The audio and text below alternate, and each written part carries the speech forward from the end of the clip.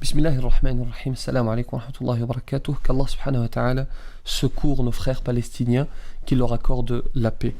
Je disais dans la vidéo précédente qui est disponible ici, qu'il n'était pas suffisant de changer sa photo de profil ou de publier une phrase sur les réseaux sociaux. Il faut s'engager sur le long terme et surtout concrètement. S'engager concrètement, c'est s'engager financièrement, c'est s'instruire, c'est prendre le temps de connaître l'histoire de la Palestine, de connaître ce lieu saint de l'islam qui est Al-Aqsa. C'est ce que je vous propose dans cette vidéo, une présentation complète de la mosquée Al-Aqsa, et vous ignorez peut-être un certain nombre d'informations, et si vous pensez que cela est pertinent et utile, vous pouvez partager cette vidéo ou faire vous-même la présentation après avoir visionné cette vidéo, faire la présentation à vos proches. L'essentiel, c'est que l'information circule, qu'Allah subhanahu wa ta'ala soit à leur côté. Je vous laisse avec la présentation. La première chose qu'il faut préciser avec force, c'est ceci, parce que beaucoup font l'erreur. Le dôme du rocher, Qubbat al-Sakhra, que vous voyez ici, ce n'est pas la mosquée Al-Aqsa. La mosquée Al-Qibli non plus. En réalité, ces édifices font tous deux partie de Masjid Al-Aqsa, car la mosquée Al-Aqsa, c'est tout ce qui est entouré de cette muraille. Un certain nombre d'édifices, dont ceux que l'on vient de citer, Masjid ou Jami' Al-Qibli, le dôme du rocher, Musalla Marwani, Masjid Al-Buraq, l'esplanade, les jardins, Masjid Al-Aqsa, Al-Qadim, et la liste n'est pas exhaustive. Alors la mosquée Al-Aqsa, c'est la deuxième mosquée qui a été bâtie sur terre après celle de la Mecque. Selon plusieurs versions, elle a été construite une première fois par Adam, d'autres versions indiquent qu'elle a été construite une première fois par les anges, d'autres par le fils d'Adam alayhi salam, et d'autres encore par le fils de Nuh, le prophète Nuh alayhi salam. Donc on dit ici, Allahu a'lam, seul Dieu sait. Ce qui est sûr, c'est que Ibrahim alayhi salam, le prophète Ibrahim, fut à l'origine de la construction de Al-Kaaba, puisque Dieu dit dans le Coran وَإِذْ يَرْفَعُ إِبْرَاهِيمُ الْقَوَاعِدَ مِنَ الْبَيْتِ وَإِسْمَاعِيلَ. Et d'après une tradition prophétique authentique, 40 ans après ceci, 40 ans après le fait qu'Ibrahim alayhi salam a mis en place Al-Kaaba, les descendants d'Ibrahim, et parmi eux le prophète Yaqub alayhi salam, le père de Youssouf, que la paix soit sur lui, ont construit la mosquée Al-Aqsa. Ensuite, elle a été reconstruite et rénovée au fil des siècles. Il y a eu notamment des tremblements de terre, des incendies, et puis à chaque fois elle a été rénovée ou reconstruite. Vous savez que une prière, lorsque vous faites une prière à la mosquée de la Mecque, cela vaut 100 000 prières. Lorsque vous faites une prière dans la mosquée du prophète, que la paix soit sur lui à Médine, elle vaut 1000 prières. Et ici, à la mosquée Al-Aqsa, une prière y vaut 500 prières.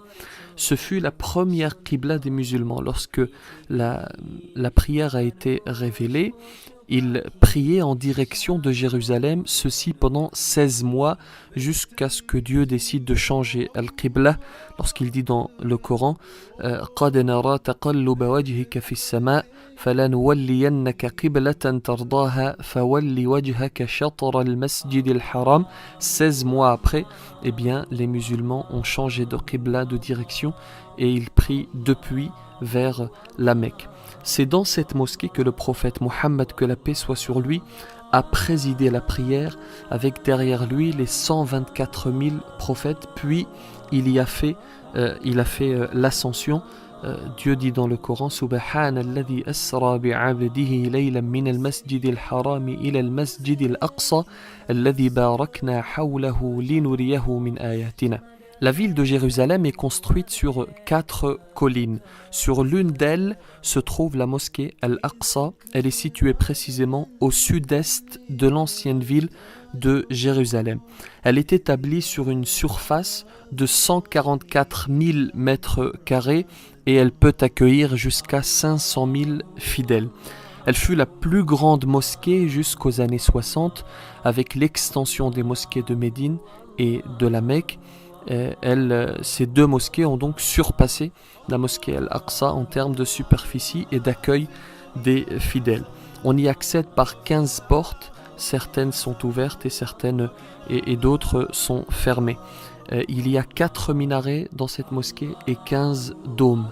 Alors voyons la mosquée avec un peu plus de détails. Ici, vous voyez le dôme du rocher dont on a parlé tout à l'heure. Pourquoi est-ce qu'on l'appelle ainsi? En réalité, c'est d'ici que le prophète, que la paix soit sur lui, a fait l'ascension. Et il y a au sein de la mosquée le rocher duquel il est monté vers le divin. C'est pour cela que l'on appelle cette mosquée le dôme du rocher. Ce que vous voyez au-dessus, c'est de l'or. Il y a 200 kilos d'or qui ont été apposés par le roi de Jordanie, l'ancien roi de Jordanie, le roi Hussein. Elle a été construite par le calife Malik ibn Marwan de 66 à 72 de l'Hégire. Alors, Al-Masjid Al-Qibli ou Jami' Al-Qibli, avec un dôme en plomb, elle peut accueillir jusqu'à 5500 fidèles. Elle est située dans le sud de la mosquée, dans la direction de la Qibla. C'est pour cela que l'on appelle cette mosquée Jami' Al-Qibli. C'est ici que se tient l'imam pour faire la prière de Jumu'ah, le prêche du vendredi, et pour faire les prières. Et c'est Omar ibn al-Khattab, le calife Omar ibn al-Khattab, qui est à l'origine de cette mosquée. Ensuite, il y a Masjid al-Aqsa al-Qadim, une mosquée souterraine, qui fait à peu près 1500 mètres carrés. Elle peut accueillir à peu près 1000 fidèles. Elle est située en dessous de la mosquée Al-Qibli. Elle était fermée jusqu'à 1998. On l'a réouverte en 1998.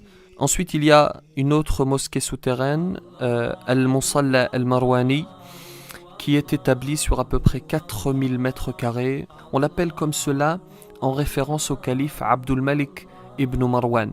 Et pour info, lorsque cette mosquée était sous le contrôle des croisés, on en avait fait une écurie pour les chevaux, puis par la suite ça a été modifié et aujourd'hui les fidèles peuvent y prier. Il y a une autre mosquée souterraine, la mosquée Al-Buraq al-Sharif. Alors le prophète y a attaché sa monture Al-Buraq, c'est pour cela que l'on a appelé cette mosquée Al-Buraq. Il y a également d'autres choses, il y a le musée islamique, il y a la porte de Ar-Rahma Al-Tawba, il y a Dar Al-Hadith. Vous voyez que la mosquée en réalité ne se résume pas uniquement au dôme du rocher ou à Masjid Al-Qibli. Voilà. Merci pour votre attention. N'hésitez pas à partager cette vidéo pour que le maximum de francophones puissent connaître avec précision le 3e lieu saint de l'islam.